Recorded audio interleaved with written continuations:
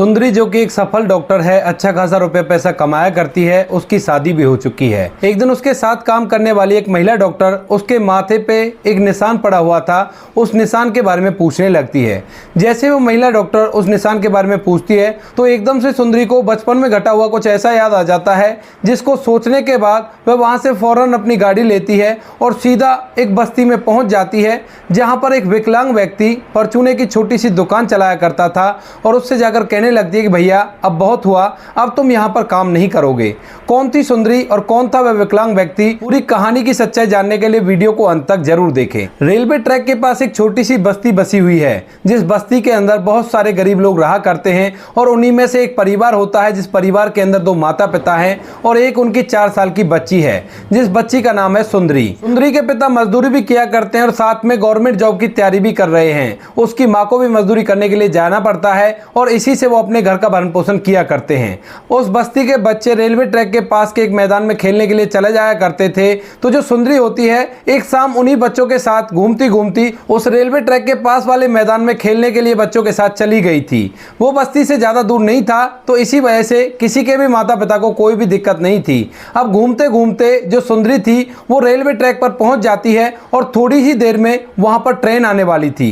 अब इस बात को देखकर सभी लोग हैरान थे और शोर मचाने लगते हैं, लेकिन वो छोटी बच्ची वहीं पर बैठकर खेल रही थी। अब जब बच्चे शोर मचाते हैं तो वह फूट फूट कर रोने लगती है और उसे लगता है कि मैंने कोई गलत काम कर दिया है, जिस वजह से ये बच्चे इस तरह से शोर मचा रहे हैं। अब इन सभी चीजों को एक लड़का और देख लेता है, जिसका नाम है अजय। अजय वहीं पर बच्चों के साथ क्रिकेट खेल रहा था, तो वह एकदम से हिम्मत दिखाता है और बहादुरी के साथ भागकर उस रेलवे ट्रैक पर जाता है और उस बच्ची को उठाकर वहां से फेंक देता है। लेकिन जैसे ही वो वहां से छलांग लगाने वाला था तो वह ट्रेन की चपेट में आ जाता है और ट्रेन की चपेट में आने की वजह से वह दोनों पैरों से विकलांग हो गया था।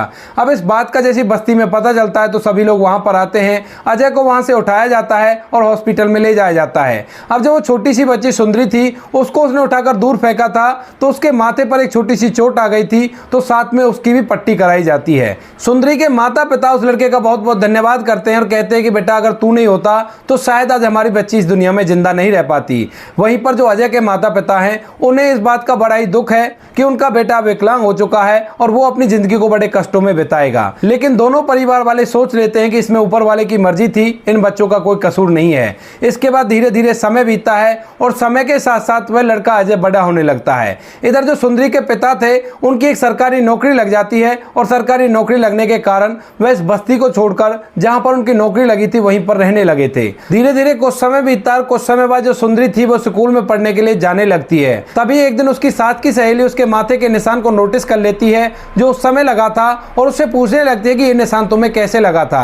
लेकिन सुंदरी अब तक उन सभी घटनाओं को भूल चुकी थी जो उसके साथ बचपन में घटा था। इसके बाद वह अपने घर आती है और घर आकर अपनी माँ से इस निशान के बारे में पूछने लगती है, तो उसकी माँ उसे साफ साफ बता देती है कि बेटी बचपन में एक लड़के ने तेरी जान बचाई थी, अगर वो नहीं होता तो शायद तू आज हमारे पास नहीं होती।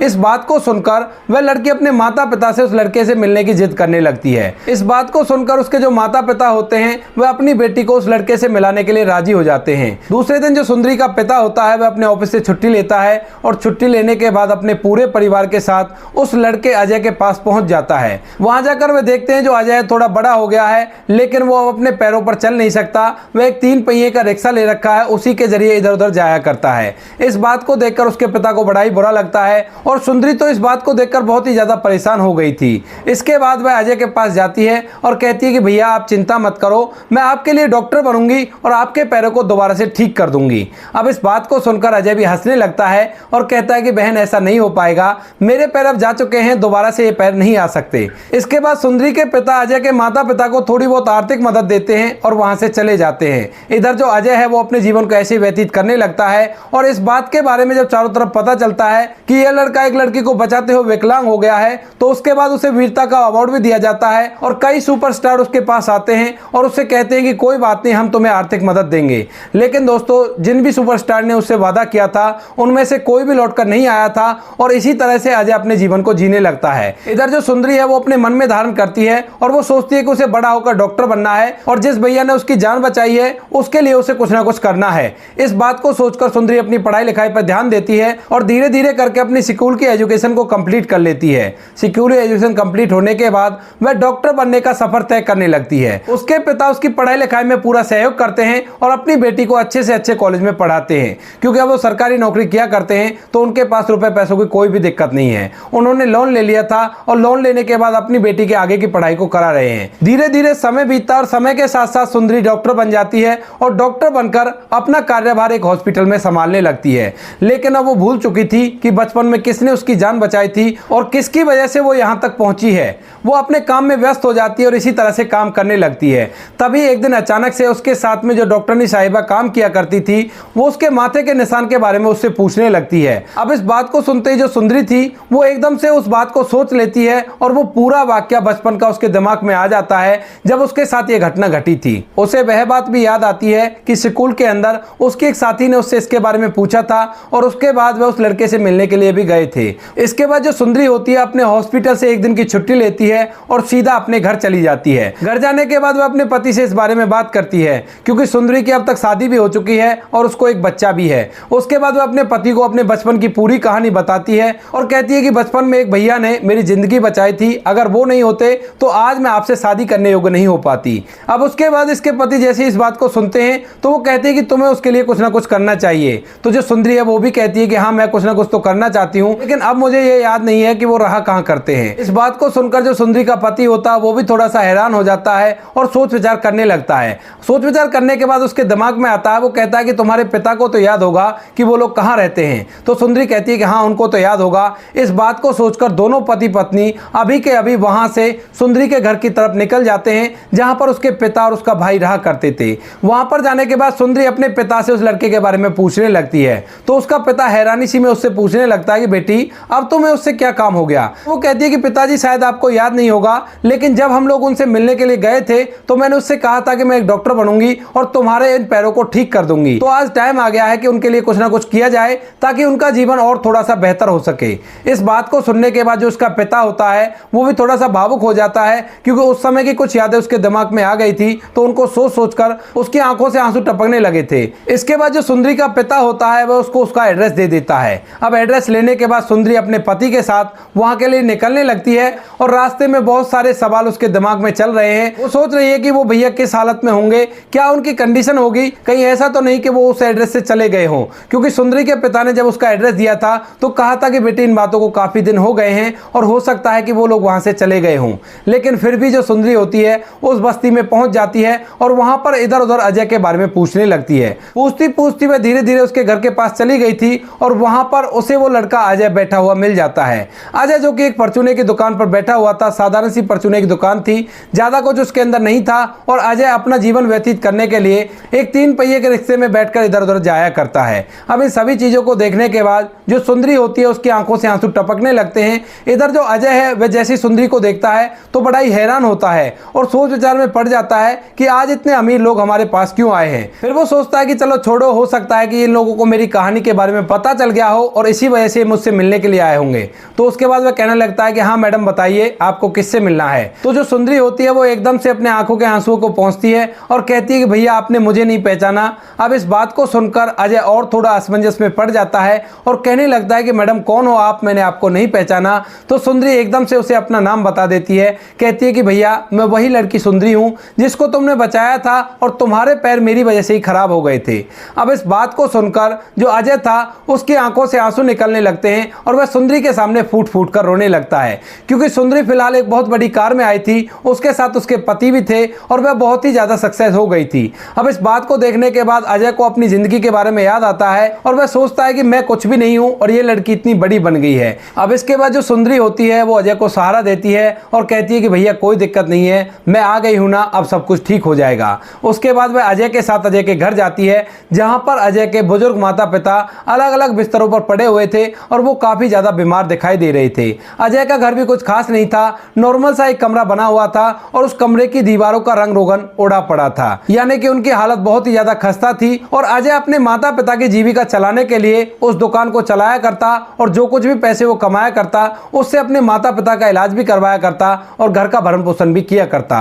अजय की ना तो कोई शादी हुई थी और ना ही कोई उसकी संतान थी। अब इसके बाद जो सुंदरी होती है वो जैसे कहने लगती है कि भैया बहुत हो गया, अब तुम ऐसा करो, हमारे साथ चलो। लेकिन अजय उससे मना करता, कहता है कि बहन मैं तुम्हारे साथ कहां जाऊंगा, मेरे बूढ़े माता पिता हैं, मुझे इनकी देखभाल करनी होगी। लेकिन जो सुंदरी होती है वो उससे साफ साफ कह देती है कि ये मेरे पति हैं और मैं एक डॉक्टर हूँ, मैं अच्छा खासा पैसा कमाया करती हूँ। मैंने बचपन में आपसे कहा था कि मैं जब बड़ी हो जाऊंगी तो आपके पैरों को ठीक करवा दूंगी, तो अब वो समय आ गया है कि आपके पैरों को ठीक करवाया जाए। इस बात को सुनकर अजय फूट फूट कर रोने लगता है और कहता है कि बहन, बचपन की वो बात तुम्हें आज भी याद है? कोई बात नहीं बहन, वो आपने बोल दिया वही बहुत अच्छा था, जो मैंने किया वो मेरा फर्ज था, लेकिन तुम्हें इस चीज को करने की जरूरत नहीं है। लेकिन सुंदरी उससे जिद करती है और कहती है कि भैया ऐसा नहीं होगा, अगर आप नहीं होते तो शायद आज मैं डॉक्टर तो क्या इस दुनिया में ही नहीं रह पाती। आपने मेरी जान बचाई है और मैं भी आपके लिए कुछ करना चाहती हूँ। ऐसा कहकर वो अजय को अपने साथ ले जाने के लिए मना लेती है और साथ में अजय के माता पिता को भी अपने साथ अपने घर पर ले जाती है। वहां ले जाने के बाद वह अजय को और उसके परिवार को घर के अंदर अच्छी तरह से रखने लगती है और अजय के माता पिता का ख्याल अच्छी तरह से रखा करती है। इसके बाद वह अजय को एक हॉस्पिटल में ले जाती है जहां पर बहुत ही बड़े डॉक्टर थे जो साइबरनेटिक हाथ पैर बनाया करते थे। उसके बाद जो सुंदरी होती है उन डॉक्टर साहब से कह देती है कि डॉक्टर साहब, मेरे भैया के लिए अच्छे से अच्छे पैर बनाओ ताकि अपनी जिंदगी को अच्छी तरह से जी सके और जिंदगी में कभी भी इसको कोई परेशानी का सामना नहीं करना पड़े। इसके बाद डॉक्टर साहब उसके लिए अच्छे अच्छे पैर बना देते हैं और उन पैरों को पाकर अजय अपने पैरों पर चल सकता था और जिंदगी को अच्छी तरह से जी सकता था। अब जो अजय होता है वो इन पैरों को पाकर बड़ा ही खुश है और इन पैरों को लगने से वह इधर उधर अपने आप से ही जा सकता था। उसे उस रिक्शे की बिल्कुल भी जरूरत नहीं होती है जिस रिक्शे से अब तक उसने अपनी जिंदगी बिताई थी।